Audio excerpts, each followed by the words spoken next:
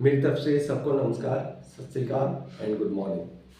ये वीडियो हिंदी भाषा में है। इसका टाइटल है कनाडा की सरकार की तरफ से इंटरनेशनल स्टूडेंट्स के वीज़ाज़ के ऊपर कुछ रिस्ट्रिक्शन लगाई गई हैं। चाहे कि यूट्यूब काफ़ी जो प्रेस रिपोर्टर है वो उल्टा सीधा बोलते हैं, पर मैं आपको सही जानकारी दे रहा हूँ। आपने यदि ध्यान से देखा होगा, कुछ दिन पहले इंटरनेशनल स्टूडेंट कनाडा की धरती पे एजुकेशन कर रहे थे कि भाई हमें कनाडा आपने बुला तो लिया है, पर आप हमें पक्के क्यों नहीं कर रहे हो। कनाडा के लोग डिसिप्लिन कंट्री है, वहाँ पे ऐसी एजुकेशन अलाउड नहीं है। उन्होंने सिस्टम बना रखा है कि आप कोई भी एजुकेशन स्टार्ट करने से पहले वो सिस्टम अडॉप्ट कीजिए, तो आपकी हर तरह की समस्या सुनी जाती है, उसके ऊपर कार्रवाई की जाती है, उचित कदम उठाए जाते हैं ताकि वो आपकी समस्या को हल किया जाए। जो 7 चीज़ें अक्सर यूट्यूब पर तो 4 कहते हैं, मैं इनको 7 चीज़ें बताऊंगा आपको, जिनके अंदर शोध की गई है और की गई है वो स्टूडेंट के हक में है, उनका नुकसान नहीं है, लाभ होने वाला है। हो क्या रहा था कि वर्ल्ड वाइड 15 कंट्री से स्टूडेंट कनाडा में पढ़ने के लिए आते हैं। उसका रीज़न और होता है क्योंकि यूके का जो पाउंड है उसके कम से कम 2 कनेडियन डॉलर बन जाते हैं, अमेरिका के $1 का 1.5 कनेडियन डॉलर बन जाता है, ऑस्ट्रेलिया का डॉलर बराबर है, चाइना की करेंसी भी कनाडा के बराबर है। वो अपने बच्चों को कम खर्चे के पर पढ़ाई करने के लिए कनाडा में भेजते हैं, जबकि भारत में काम उल्टा है कि हम लोग 1 नंबर में 60 रुपये देकर 1 कनेडियन डॉलर मिलता है, 2 नंबर में 67 रुपये पे करोगे तो आपको $1 मिलता है। सबसे पहली शोध क्या है कि टोरंटो में बहुत सारे जो भारत के एजेंट ने इन्होंने अपने कॉलेज खोल लिए थे, जिनको PPP के नाम से जाना जाता है, जिसको कहते हैं पब्लिक प्राइवेट पार्टनरशिप कॉलेज। हो क्या रहा था, जो भी विद्यार्थी भारत में 10+2 पास करता है उसको ये होता है कि भाई मैंने तो कनाडा जाना है तो मुझे रातों रात वीज़ा चाहिए, मीन्स मुझे लेटर ऑफ एक्सेप्टेंस चाहिए। ये जो प्राइवेट जो एजेंट भारत के हैं, इनका ही कॉलेज कनाडा में थे, वो आपको यहाँ से ही लेटर ऑफ एक्सेप्टेंस टाइप करके दे देते थे और स्टूडेंट बड़ा खुश हो जाता था कि मेरा तो ये लेटर ऑफ एक्सेप्टेंस आ गया।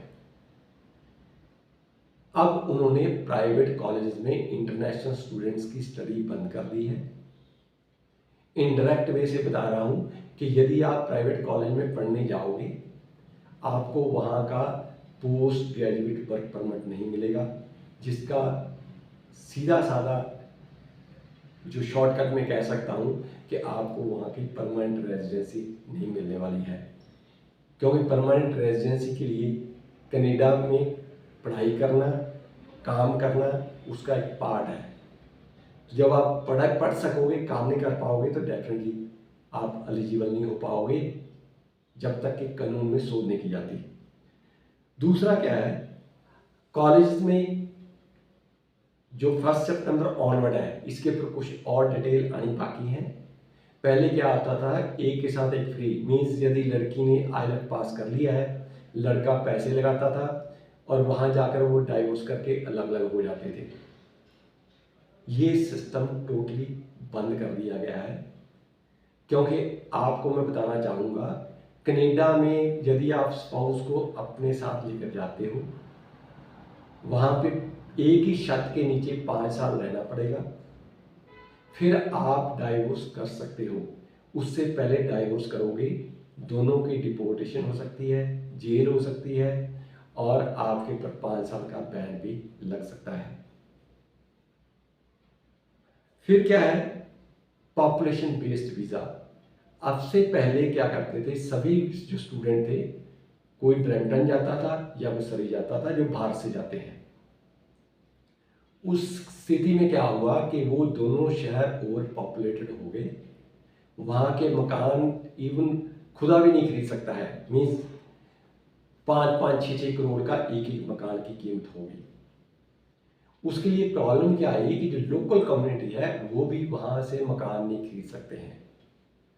मान गए ये एक जो इमिग्रेशन का काम होता है, इसका मतलब ही ये होता है कि दूसरे देश का 2 नंबर का पैसा उठाकर दूसरे देश में ले जाओ, तो आप टैक्स से भी बच सकते हो, सजा से भी बच सकते हो।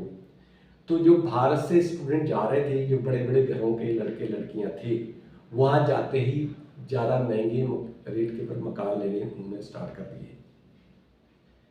तो इसलिए अब के बाद जितनी जितनी किसी शहर की आबादी है उसके अंदर कितने स्टूडेंट प्रोपोर्शनेटली जा सकते हैं रेशो के मुताबिक, वो सिस्टम लागू कर दिया गया है। आप कनाडा जा सकते हो, देयर इज नो रिस्ट्रिक्शन।